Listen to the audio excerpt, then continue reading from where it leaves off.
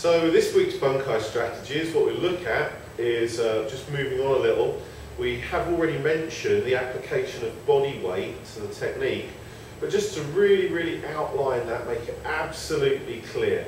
If you take the situation where two people are pushing against each other, and without mentioning anything about the martial arts, you just get them to push against each other, then as they push more and more, they'll eventually end up making something like a front stance.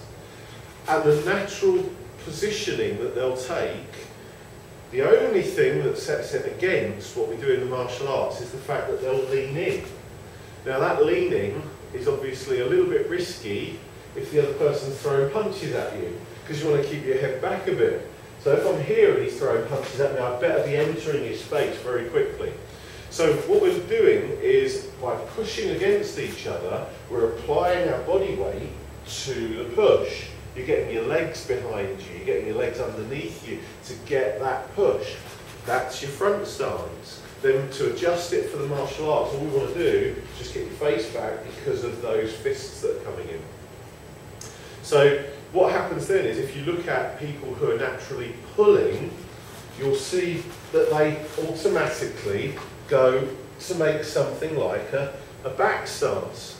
Now if that's what you automatically go to do when you're pulling, then guess what back stance is for?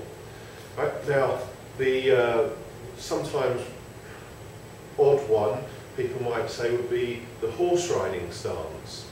But it's very simple really. Which direction is the weight going in when we're in a horse riding stance? Down.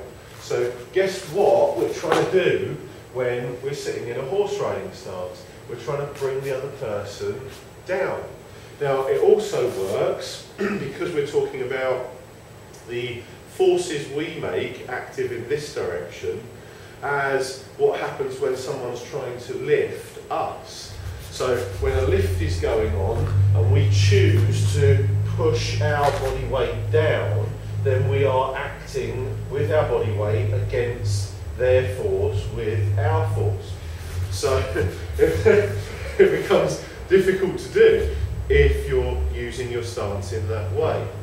Now this gives us our three base stances and tells us exactly what they're for. Then all you need to do is go, okay, so when I'm doing my kata, if I see a move which is outbound, it's probably delivered in something like a front stance. And then when I see a stance that's a back stance, I have to think that the move is pulling. This naturally leads to the question of how can you step forwards and pull backwards. Right, take this right back to its level of emphasis here. If I'm inbound, it's a big front stance because we're going in, but I can step forwards and pull. Now the point here is that you're keeping your weight back and the pull is the definitive part of it. So would it be easier to pull this way, stepping backwards?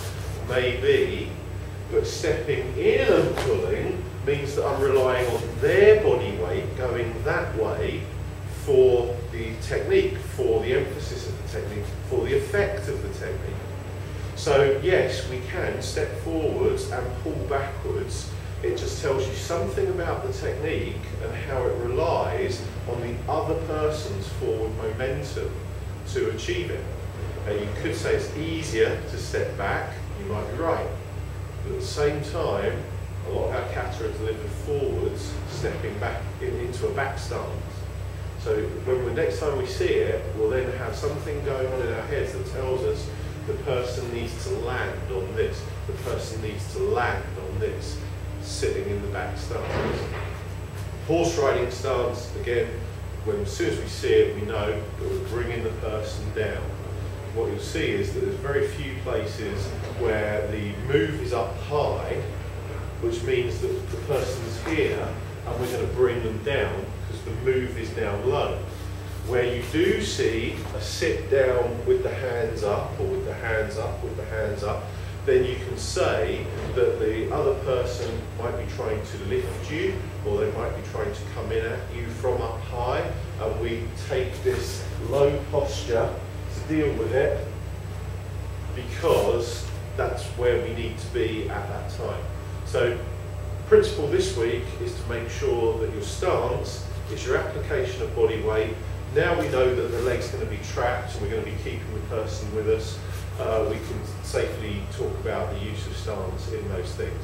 Naturally there are some other stances, but that covers our three big base ones.